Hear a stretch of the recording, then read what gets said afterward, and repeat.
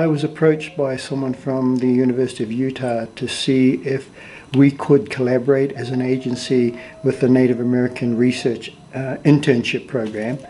And they needed someone to kind of like be the lead cultural mentor, and which is an interesting term, right? And I don't think up until that time that anyone had really developed that notion of having cultural mentors.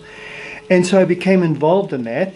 And we started off with just a small group of students, I think about 6 of them. And then they were able to expand the resources. And so over the about 4 years that I've been working with them, we have now 21 students.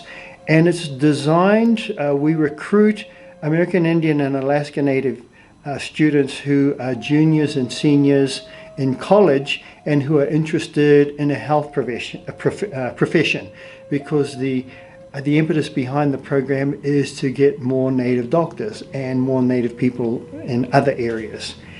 And I think it's become quite effective. I know I can think of 2 of the people that I mentored currently in medical school, and the first person that I mentored has her master's degree in health and is now on our board here at the Urban Indian Center.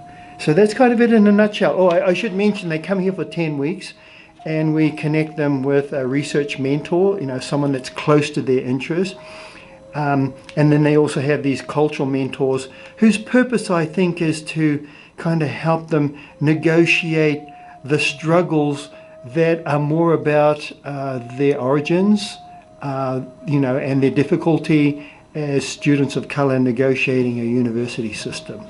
Well, and I've seen those difficulties evolve through time, but a lot of it is because, they're students who have had limited experience or difficult experiences in college, attaining college success. Some Native students, a lot of the Native students that live here in Salt Lake City, when they enter just the public school system, their parents don't have the adequate background to help move their kids even through public schools. And when they enter university, and for many of them, like myself, I'm the first member of my family to go to college. There's no one in the family to show them the way, right?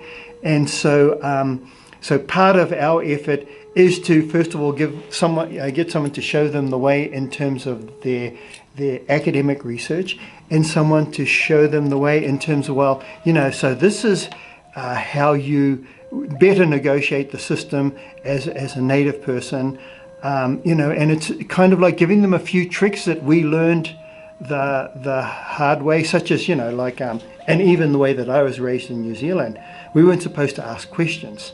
When someone was showing us something, we just observed and tried to learn that way. So when you're in a classroom situation, and man, it's something that I struggled with my entire undergraduate career, was even being afraid to ask questions in class, So it's learning how to kind of like take hold of your future, be an advocate for your own education.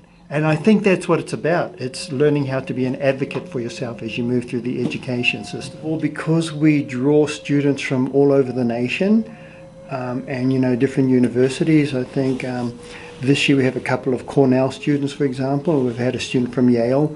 A lot come from the University of Minnesota, plus kids from the surrounding areas. But they come in with differential experiences, and even different, I don't want to say different concepts of what it means to be Native, because that's not the right term. But their experiences with their own indigeneity, they vary vastly across the group. But generally, I think the valuable thing that they discover when they come together is the importance of developing a cohort.